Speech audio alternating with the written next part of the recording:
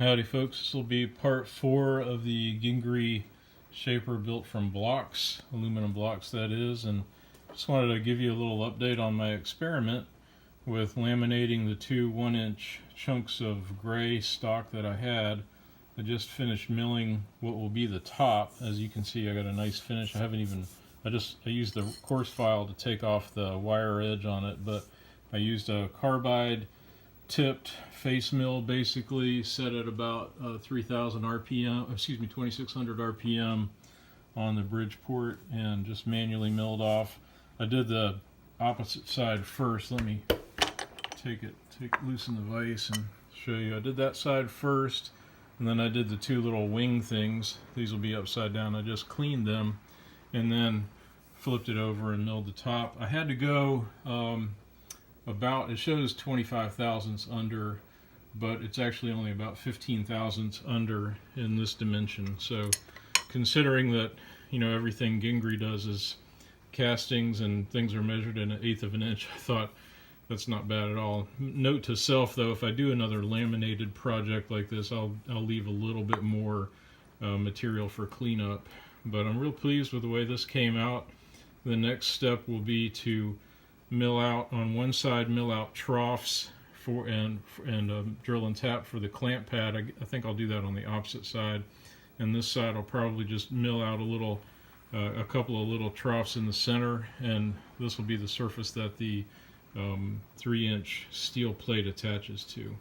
So I've got some more cleanup to do on this piece. I haven't cleaned the ends up. That gives you kind of a good view about what it looked like with the Loctite version of JB Weld oozing out.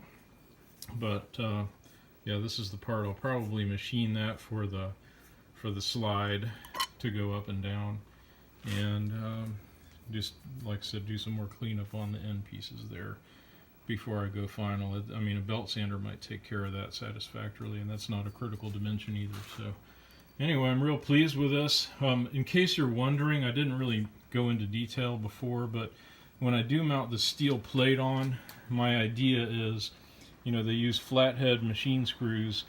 They only call for 3/4 inch ones in the book, and with a 1/4 inch steel plate here, even with a countersunk, it's only going to go into the first piece of laminated material in my case. So my plan is to get 1 inch or 1.5 inch long machine screws. We'll see what I can find at the store, but I only need 10 of them to fasten the steel plate to, so that way the steel plate will have the machine screw that will go all the way through into both pieces of aluminum. I'm confident the glue will hold for a long time, but it shouldn't hurt at all to have 10 screws going in to into the aluminum that will hold it, because, you know, this is the piece that there's going to be a cross slide on the top, and then the cutting action of the shaper will be going across and a counter to that joint there. So I thought having a mechanical bond with the screws would be a good idea as well.